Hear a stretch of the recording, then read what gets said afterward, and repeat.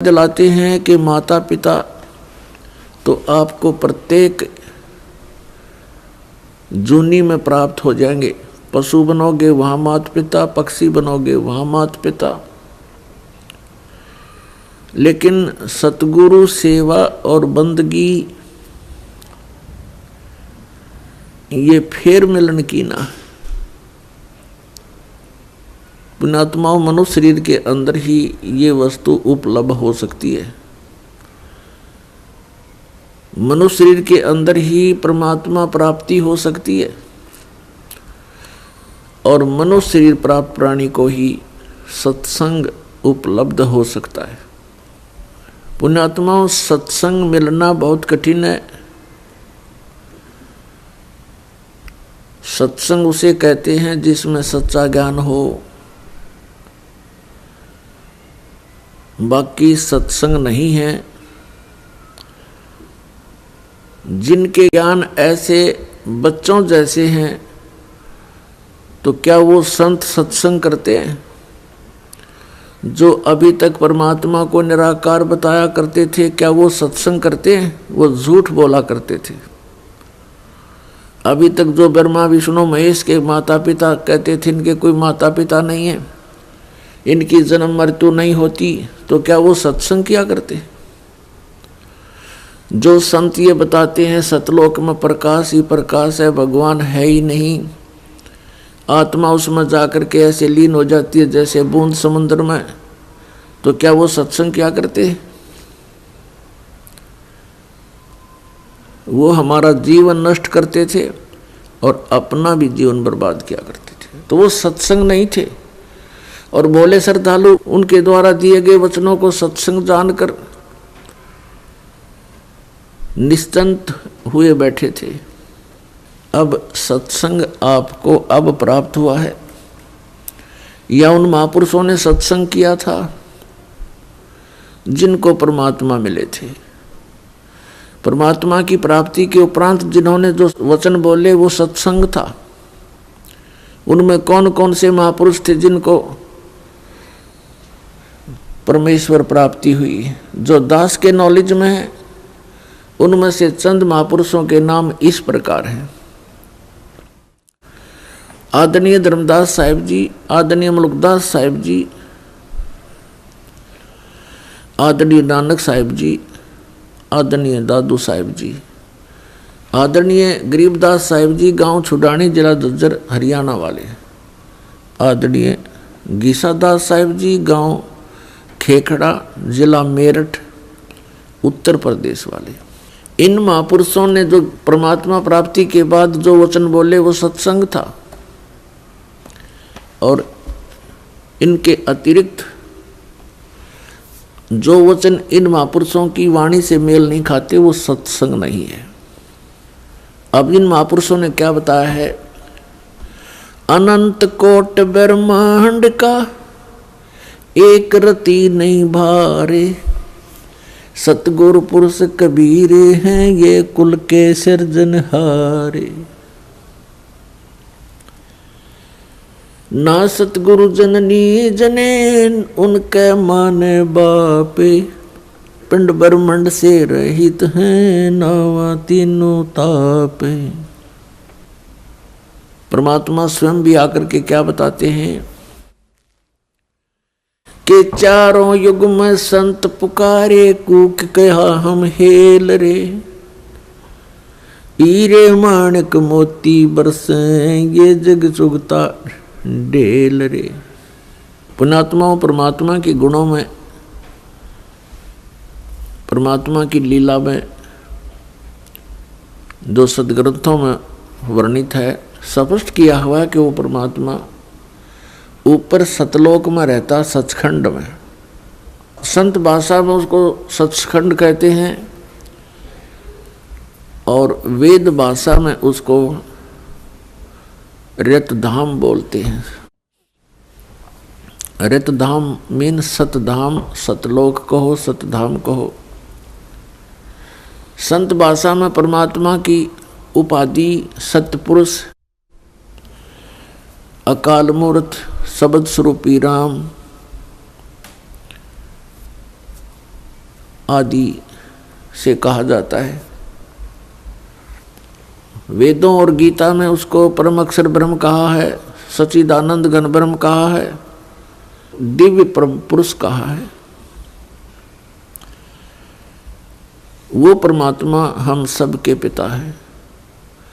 हम अपनी गलती से काल के जाल में फंस गए हैं। वो दयालु हमारे लिए फिर भी भटक रहे। पुण्यात्माओं, अब समय आ गया है, बहुत सतर्क होना पड़ेगा आपको। असंख्य जन्म हो गए आपको इस काल के लोक में कष्ट पर कष्ट उठाते हैं। उसके विषय में बताते हैं, कोटि जन्म तो भरमत हो गए, कुछ ना हाथ लगा रे। और कुकर सुकर खरबा बोरे, कौआ हंस बुगारे। कोटि जन्म तू राजा की, न मिटी न मन की आशा। भिक्षुक ओ के दर दर घूम लिया, ये मिला न निर्गुण रासा। इंद्र कुबेर ईश की पदवी, ब्रह्मा वर्ण धर्मराया। विष्णु नाथ के पुर को जाके तू फिर भी वापस आया। असंग जन्म तन मरत्या हो गए, जीवित क्यों ना मरे रे। और 12 मद मैल मठ बोरे, बहुर ना दे धरे रे। दोजक बहिष्ट सभी ते देखे, राजपाट के रसिया। 3 लोक से तरपत नाही, ये मन भोगी खसिया। 3 लोक से तरपत नाही, ये मन भोगी खसिया। सतगुरु मिले तो इच्छा मेटे, पदमल पदे समाना। चल अनसा उस लोक पठाऊं, जो आदि अमर अस्थाना। 4 मुक्ति जहाँ चंपी करती, माया होरी दासी। दास गरीब अभय पद पर से, वो मिले राम अविनाशी। पुण्यात्माओं, आप बिल्कुल बालक हो। काल ने आपकी बुद्धि को इतना सीमित कर दिया, जैसे संतों को हम ऐसे नजर आते हैं जैसे एक भैंस का बच्चा मर जाता है तो व्यापारी लोग क्या करते हैं, उसके खाल उतरवा लेते हैं बालों समेत, और उसको साफ करके उसके अंदर भूस भर देते हैं, भूस, और ऊपर से चमार से उसको सिलवा लेते हैं। एक पूंछड़ सी लटकती रहती है, और उस भैंस के सामने उस बुत को, उस कार्टून को रख देते हैं, और उसको चाटती है, उसको प्यार करती है, उसको अपना बच्चा मान लेती है। और जब व्यापारी उसको लेकर उस कार्टून को चल पड़ता है, पीछे पीछे भैंस भी या करती फिरती है।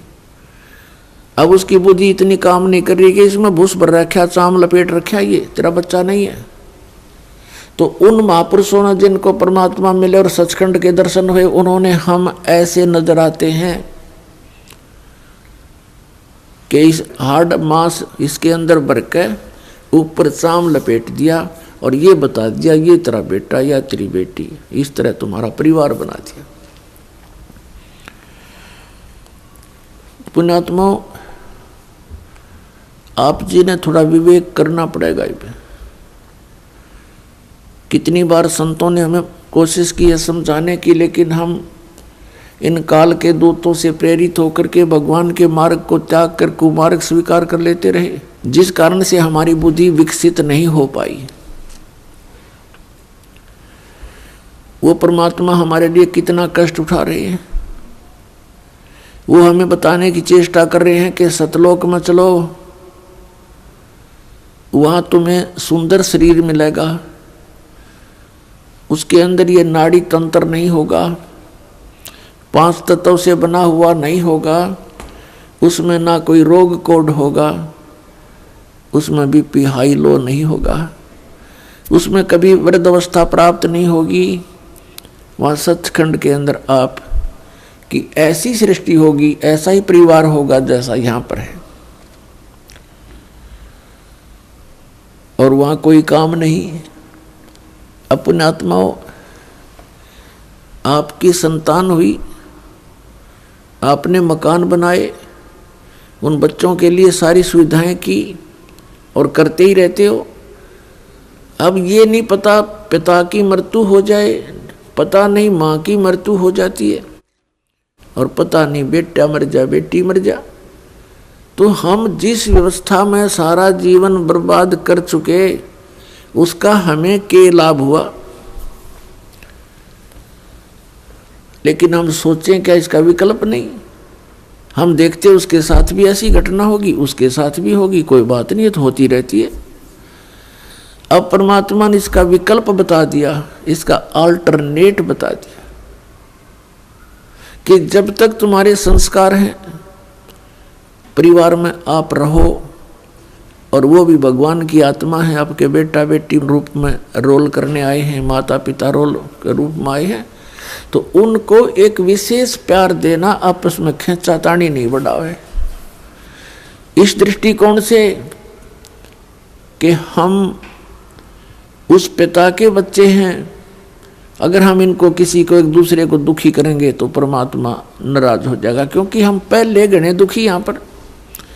फिर हम एक दूसरे को सतावें, कोई वचन से जख्म करें, किसी को और कोई हानि पहुंचावें, तो हम तो कौवे हो गए, कौवे, मनुष्य नहीं रहे। जैसे कौवा जख्म के ऊपर चोंच मार के खून निकाल लेता है, हमने हंस बनना है, तो हम सतलोक चलेंगे। वो परमात्मा हमारे पीछे फिर रहा है। जो जन मेरी शरण है, ताका हूं मैं दासे,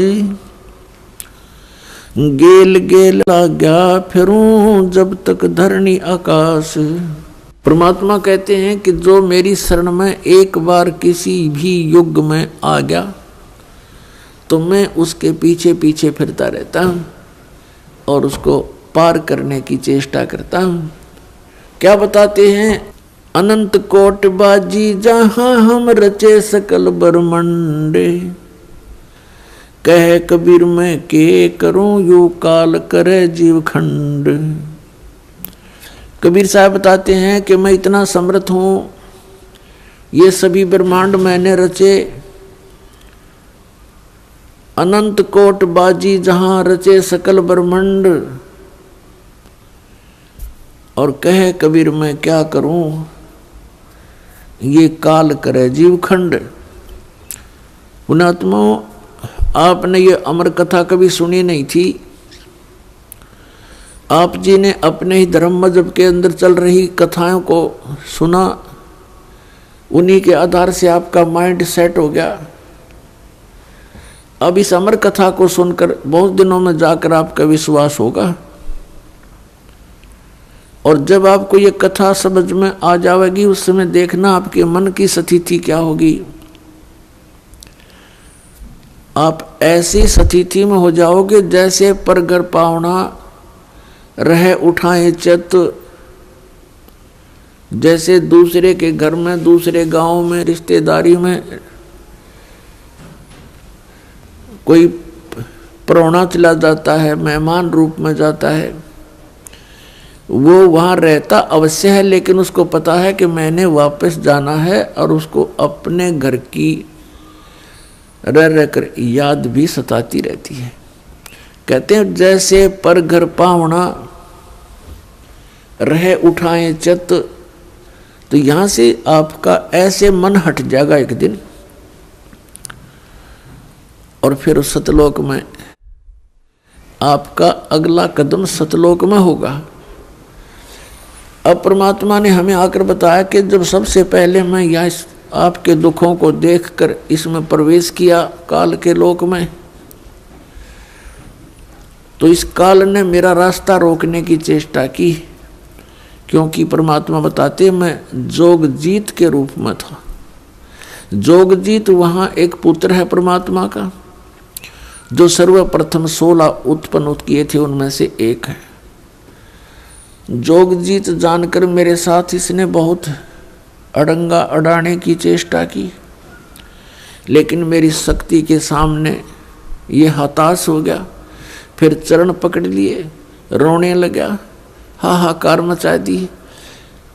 जब मैंने इसको कारण बताया कि मैं किस उद्देश्य से आया हूँ। धर्मदास साहिब जी को परमात्मा बता रहे हैं कि धर्मदास, प्रथम सतयुग के अंदर जब मैं यहाँ आया तो इसने मेरे साथ बहुत कलह मचाई। जब मैंने अपनी शक्ति का प्रयोग किया तो इसकी नहीं पार बसाई। चरण पकड़ लिए, पैर पकड़ के कहता, जोगजीत आप किस लिए आए हो। तो मैंने इसको बताया कि मैं नीचे जाऊंगा और सभी प्राणियों को बताऊंगा कि यू परमात्मा नहीं है, यू भगवान नहीं है जिसको तुम भगवान मान रहे हो। और एक ऐसा मंत्र दे के आऊंगा, सतनाम, सच्चा नाम, उसका जाप करने वाले प्राणी को तू रोक नहीं पाएगा। और सभी को बताऊंगा कि तुम यहाँ के रहने वाले नहीं हो। तूने इन सब को नशा करवा दिया, तीनों गुणों से एक एक इंजेक्शन लगवा दिया इनको।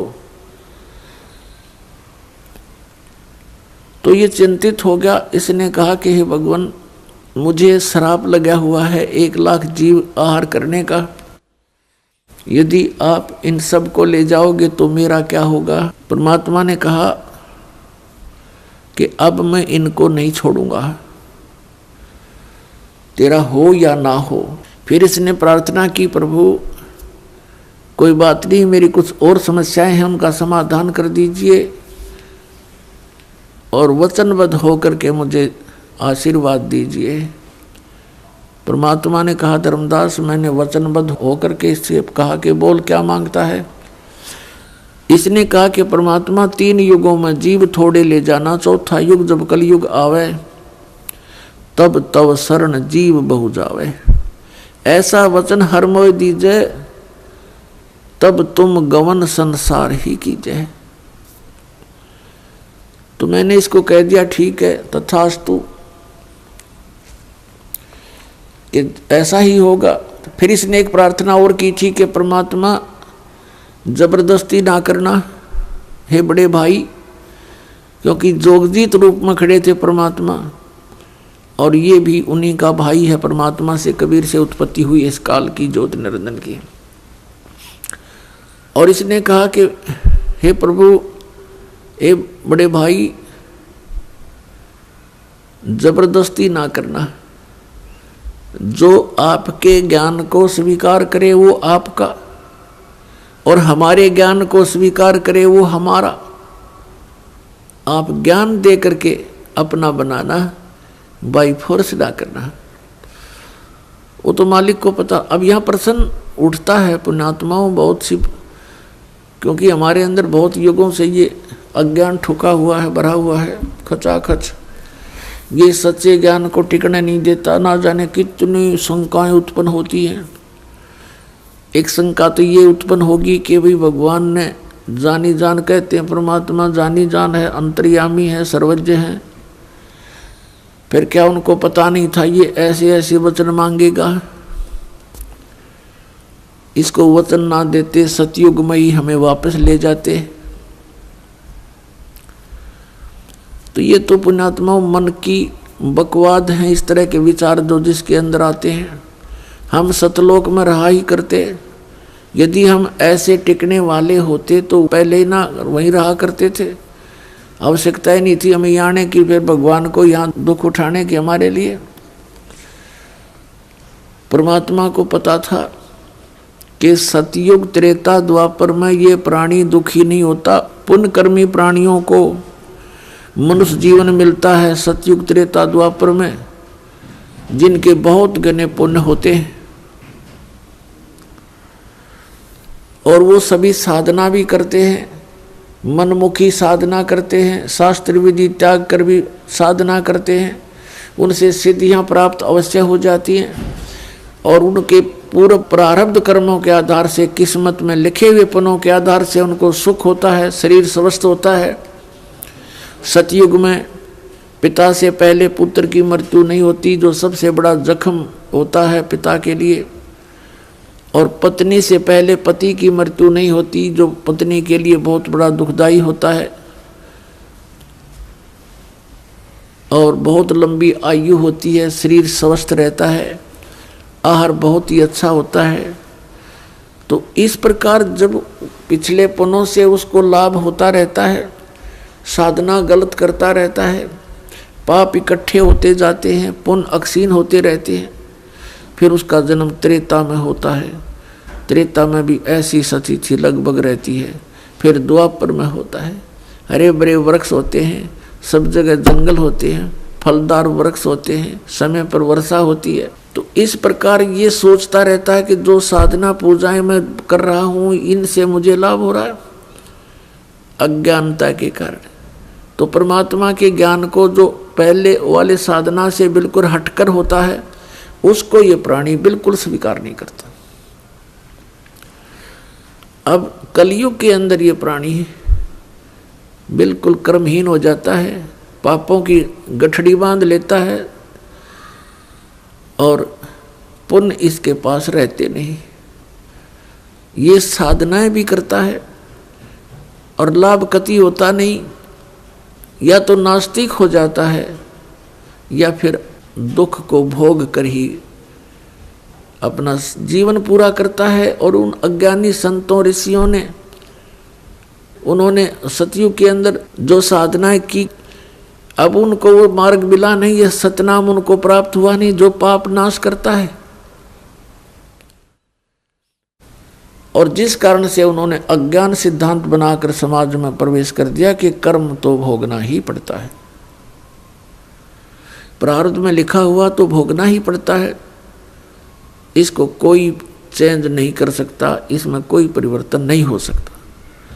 तो पुण्यात्माओं, हम परमात्मा की खोज इसलिए करते हैं, परमात्मा को इसलिए खोजते हैं कि हमारे जीवन में कोई कष्ट आवे तो वो टल जावे और हमारा कल्याण। कल्याण की तो बहुत बाद में समझ में आती है, पहले तो यही रहता है कि मेरे बच्चे सुखी रहें, मैं स्वस्थ रहूं, कोई ऐसी दुर्घटना मेरे जीवन में ना घटे जो मुझे पीड़ादायक हो। इसलिए हम परमात्मा की खोज में संतों के पास जाते हैं और ये भी हमें मालूम है कि संतों के पास ही उसका समाधान होता है। और ये भी हम सुना करते कि परमात्मा ना जाने किस बेस में आ जा, तो वो परमात्मा कबीर साहब है, वो ना जाने क्या रूप बना करके और कब कहाँ प्रकट होता है और हमारे लिए भटकता रहता है, हमें समझाने की चेष्टा करता है कि तुम इस झूठे सुख को सुख कहे ये मान रहा मनमोद, ये सकल चबीना काल का कुछ मुख में कुछ गोद। तो पुण्यात्माओं, परमात्मा ने प्रोमिस कर रखा है और इसने भी प्रोमिस कर रखा है काल भगवान ने कि कलयुग में जब कितने जीव ले जाना, लेकिन इसमें ज्ञान आधार बनाना। तो पुण्यात्माओं, अब बुद्धिमान समाज हो गया है, इस ज्ञान से अब आप बालक नहीं रहोगे।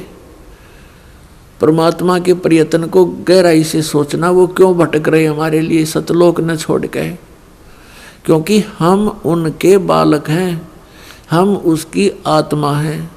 और इनको काल इसलिए परेशान कर रहा आप जी को कि जितना मैं इनको सताऊंगा उतना ही वो दुख पावेगा।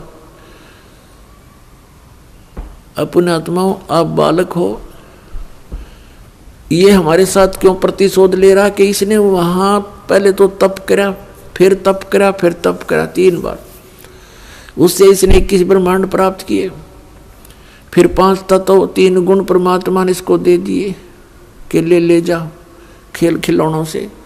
फिर हम इस पर आसक्त हो गए, हम परमात्मा को भूल गए, अपने भगवान से मन हटा लिया, जो हमें सब सुविधा सब सुख देवा था उससे मन हटा करके एक हीरो की तरह हम इसको चाहने लग गए, जिस कारण से हम भगवान के दिल से उतर गए। और देखो सेब कितना अच्छा फल होता है, यदि वो सेब खराब हो जाता है तो वो दुकानदार उसको रखता नहीं, उसकी आत्मा बहुत दुख पावे। एक सेब खराब हो गया, बार फेंकना पड़ा कूड़े में, तो हम वहाँ खराब हो गए थे भाई बच्चों। तो परमात्मा का आत्मा बड़ी दुख पाई कि ये औरों ने भी खराब करेंगे यहाँ पर, इसलिए हमें हमारी ही इच्छा से इनके साथ भेज दिया कि तुम जाओ फिर यहाँ से डेलो टिंडेस के साथ जाके। अब इसने फिर अलग ब्रह्मांड के अंदर परमात्मा ने व्यवस्था की, एक जिस आत्मा ने सबसे पहले स्वीकृति दी थी इस काल के साथ आने की, उसको एक लड़की रूप बनाया जिसको अब दुर्गा कहते हैं।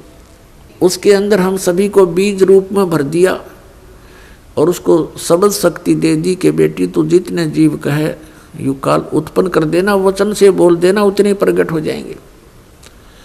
पुण्यात्माओं, हम अज्ञान को सुन सुनकर स्थान स्थान पर हमारा माइंड, हमारा मन अड़ जाता है कि ये कैसे हो सकता है। जैसे एक समय ऋषि वाल्मीकि जी ने एक कुशा से डाब से पुत्र बना दिया था सीता के लिए और पालने में लुटा दिया बना करके। सीता जब कपड़े धोकर आई तो पुत्र को देखकर पूछा, पिताजी ये पुत्र किसका है? कि बेटी क्या बात, आपका नहीं है? कि मैं तो पुत्र को साथ लेकर गई थी कपड़े धोने के लिए।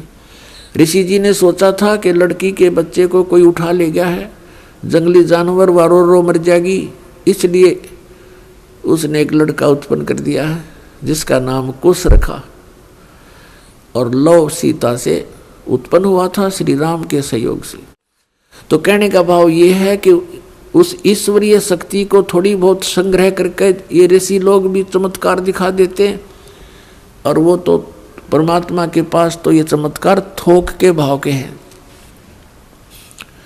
तो ये अलग ब्रह्मांड में जब रखा तो दुर्गा के साथ इसने दुर्व्यवहार करना चाहा। दुर्गा ने इसे बहुत प्रार्थना की कि मेरे से ये जुल्म ना कर, तू मेरे पास वचन शक्ति है, मैं जितने जीव तू कहेगा मैं उत्पन्न कर दूंगी।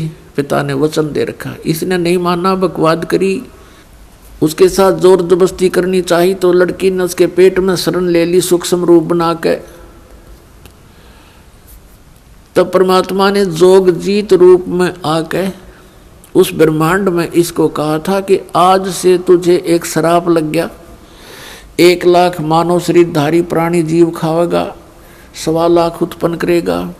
और लड़की को उसके पेट से निकाल दिया, पेट चीर के हाथ से वचन से ऐसे नाखून मार दिया पेट पर और वचन से वो बाहर आ गई। फिर एज इट इज वचन से अपने आप जख्म भर गया। तो परमात्मा की शक्ति पुण्यात्माओं पर बल है। हम आध्यात्मिक मार्ग से कोसों दूर हो गए, इसलिए हमने इन परमात्मा की लीलाओं पर अविश्वास शीघ्र हो जाता है। लेकिन अब अविश्वास ना करके विश्वास पूर्ण करो। तो वहाँ क्या कहा, तब इसको आदेश सुना दिया कि तू निकल जा अपने 21 ब्रह्मांड लेकर यहाँ से। आदेश सुन ले पिताजी का और निकल जा यहाँ से 21 ब्रह्मांड समेत।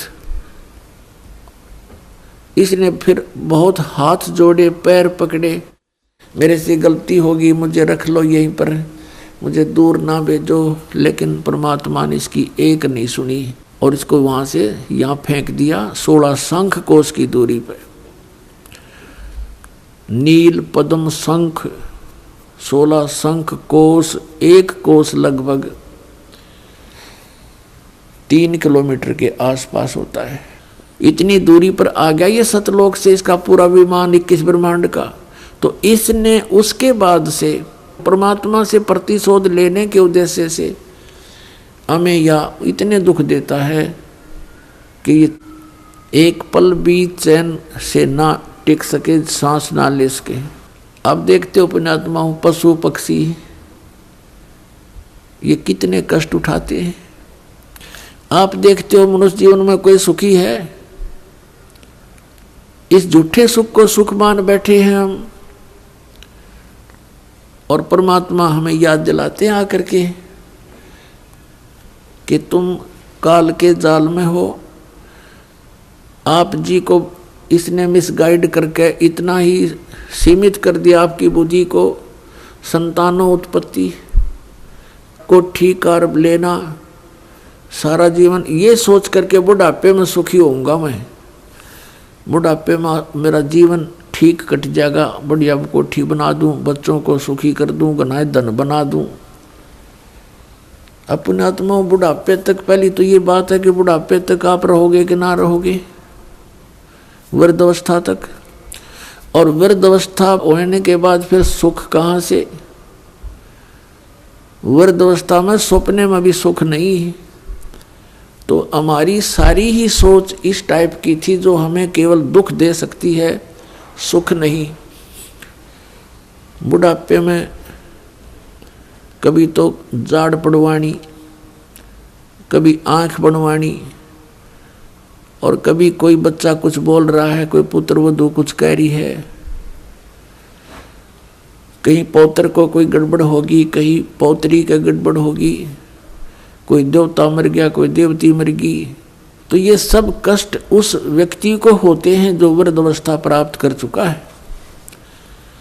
और सोचा नहीं होता बुढ़ापे में सुखी हो जाऊंगा, इब तो धंधा करके बच्चा ने पाल पोष दूं। तो पुण्यात्मा बुढ़ापे में तो जिए जानेगा जिसा सुख होगा तुम्हें। तो इसलिए परमात्मा हमें याद दिलाते हैं कि जिस प्रोसेस में आप अपना सारा जीवन न्यौछावर किए बैठे हो, ये आपकी महाभूल है। इसके साथ साथ और भी कार्य आपका एक अनिवार्य है, वेरी इंपॉर्टेंट है। उसको तो आपने शुरू ही नहीं किया। अब जैसे हम देखा करते थे, बुजुर्ग आपस में बैठ कर बतलाया करते थे, क्या कहते थे, और भाई कुशल हो? तो वो कहता था मौज हो रही है, कत्ती ठाठ हो गए, 2 बेटे थे 2 बेटी, सबका विवाह कर दिया, पुत्र पर भी पुत्र हो गया, पुत्रियों पर भी पुत्र हो गए, और बस मेरा तो जीवन सफल हो गया। अब बेशक उठा ले भगवान मने, मुझे बेशक उठा ले परमात्मा, मेरा काम पूरा हो गया। अब इस तत्व ज्ञान की रोशनी में पता चला कि खाक पूरा हो गया तेरा समय, जीवन कहाँ से सफल हुआ? जीवन तो बर्बाद हो गया आपका। और जो कुछ भी आपको प्राप्त हुआ ये तो पूर्व प्रारब्ध में आपका लिखा हुआ था, आपका किया हुआ नहीं, आपका चाहा हुआ नहीं। जैसे संतान होते ही एक ऐसी हमारी मन में काल ने ऐसी प्रेरणा कर रखी है कि हे भगवान बच्चा हो और पुत्र हो, पहला पुत्र हो फिर पुत्री वैश्यक हो जा। ऐसी टेंडेंसी श्लोक वेद से हमारी बनी हुई है जो बिल्कुल व्यर्थ है। अब विवाह हुआ, प्रथम लड़की होगी, फिर सोचा ये भगवान दूसरा तो पुत्र होना चाहिए, दूसरी भी कन्या होगी, फिर कहा हे भगवान तीसरा तो पुत्र हो, तीसरी भी कन्या होगी, चौथी आशा पुत्र की थी, चौथी भी कन्या, पांचवी भी कन्या होगी।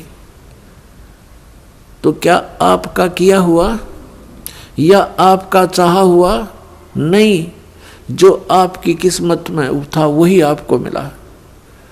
तो आप कहते हो कि मेरा जीवन सफल हो गया, ये तो आपका होना ही था। आपने जो इस जीवन में एक इम्पोर्टेंट कार्य और करना था, अनिवार्य कार्य करना था, वो तो तुमने स्टार्ट भी ना किया। इसकी याद दिलाने के लिए परमात्मा सतलोक से आते हैं। यहाँ के भगवान और यहाँ के ये संत हमें केवल इस माया में ही डबोते हैं, इसी में डालते हैं, हमारे को बाहर निकाल नहीं सकते क्योंकि इनकी पावर नहीं। वो तो स्वयं आते हैं या अपने ही संत बना करके यहाँ भेजते हैं, अपनी भक्ति शक्ति से चार्ज करके भेज देते हैं, और फिर वो संत ये काम किया करते हैं। नहीं, आम संत की कोई औकात नहीं जो काल के सामने इस प्रकार का कोई कदम उठा ले। अब क्या बताते हैं परमात्मा, हम सुल्तानी नानक तारे दादू को उपदेश दिया, जात जुलाहा भेद न पाया वो काशी माहे कबीर हुआ। गोता मारू स्वर्ग में जा बैठूं पाताले, गरीबदास ढूंढता फिरूं अपने हीरे मोती लाले। परमात्मा कबीर साहब कहते हैं कि गोता मारूं स्वर्ग में और जा बैठूं पाताल, कह कबीर ढूंढता फिरूं अपने हीरे मोती लाल। अब जैसे आपको कल सत्संग के अंदर दिखाया था, रूबरू करा था उन पवित्र सदग्रंथ वेदों से। उसमें क्या लिखा कि परमात्मा ऊपर ध्युलोक यानी तेजो में शरीर में और तेजो में लोक में राजा के समान विराजमान है, और वहां से गति करके नीचे आता है और बहुत अत्यंत गतिशील पदार्थ के समान, जैसे आकाशीय बिजली गिरती है नीचे बहुत स्पीड से, ऐसे परमात्मा सतलोक से गमन करके चल के यहाँ आते। तो वो परमात्मा अच्छी आत्माओं को मिलते हैं, उनको उपदेश करते हैं, तत्व ज्ञान से परिचित कराते हैं, अपने से परिचित कराते हैं। तो उन महापुरुषों ने जो ज्ञान दिया वो परमात्मा से प्राप्त ज्ञान दिया। उनमें से अब्राहिम सुल्तान अधम भी एक महापुरुष हैं। अब्राहिम सुल्तान अधम ये कौन थे? एक बल्ख नाम का शहर है, बल्ख बुखारा, इराक के अंदर, और वहाँ का एक अब्राहिम सुल्तान अदम नाम का एक मुसलमान बादशाह था। पूर्व जन्म के संस्कार से उसके इतने ठाठ कर रखे थे, भगवान ने 18 करोड़ घोड़े खरीद रखे थे। पुण्यात्माओं, जब तक इस प्राणी को तत्व ज्ञान नहीं होता, यहाँ के ये कंकर पत्थर जोड़ने में ही लगा रहता है। उसने कहते हैं 16,000 औरतें से विलास करता था, 18 करोड़ घोड़े। गांव में पहले यदि एक घोड़ा किसी के पास होता तो बहुत बड़ा वो वहाँ का ठाकुर माना जाता था, बड़ा रईस व्यक्ति माना जाता था जो घोड़े पर चलता था, एक घोड़े पे। जैसे आजकल तो जिसके पास कार है उसको बहुत अच्छा धनी मानते हैं, तो उस समय घोड़े से ही उसके धन को क्या करते थे, काउंटिंग करते थे। तो इस प्रकार 18 करोड़ घोड़े उसके पास, और ऊंट 8 तक गिनती नहीं, बहुत गिने थे। कहने का भाव यह है कि सर्वसंपन्न राजा था, लेकिन पिछले संस्कार भी साथ होते हैं। अब वो चाहे कितने ही सुख को प्राप्त है, लेकिन परमात्मा की चाह आत्मा को फिर भी बनी होती है। एक दिन वो सो रहा था ऊपर अपने महल की छत पर, गर्मियों के दिन। परमात्मा कहते हैं सोचल सिद्धर मैं करूं अपने जन के काज। तो वहां कहीं पड़ोस में थोड़ी सी दूरी पर एक सत्संग हो रहा था। आप आरती, आप साजे, आप किंगर, आप बाजे, आप ताल झां जनकारा, आप नचाप देखण आ रहा। आप साधु संत बनकर उस राजा के महल से थोड़ी सी दूरी पर किसी गरीब के घर पर सत्संग कर रहे थे, ऊंची ऊंची आवाज में सुना सुना कर। और बात तेरे काम न आवे, संतों शरण लाग रे, के सोवे गफलत में बंदे, जाग जाग नर जाग रे, जाग जाग नर जाग रे। और बात तेरे काम न आवे, संतों शरण लाग रे, के सोवे गफलत में बंदे, जाग जाग नर जाग रे, जाग जाग नर जाग रे। तन सरायम जीव मुसाफिर, करता रहे दिमाग रे। तन सरायम जीव मुसाफिर, करता रहे दिमाग रे। रात बसेरा कर ले डेरा, चले सवेरा त्याग रे, चले सवेरा त्याग रे। और बात तेरे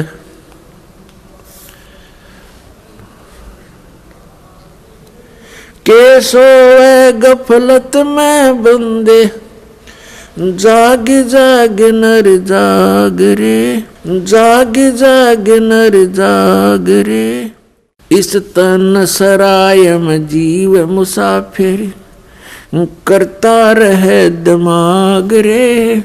इस तन सराय में जीव मुसाफिर करता रहे दिमाग रे।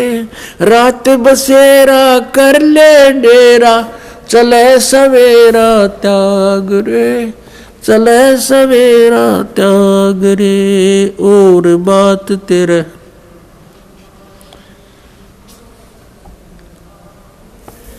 के सोए गफलत में बंदे जाग जाग नर जाग रे। उमदा चोला बण्या अमोला लगे दाग पे दाग रे। उमदा चोला बण्या अमोला लगे दाग पे दाग रे। 2 दिन की गुजरान जगत में क्यों जले बिरानी आग रे, जले बिरानी आग रे। अर सुमरे सो हंस कवावे ये कमी क्रोधी कागरे। अर सुमरे सो हंस कवावे कमी क्रोधी कागरे।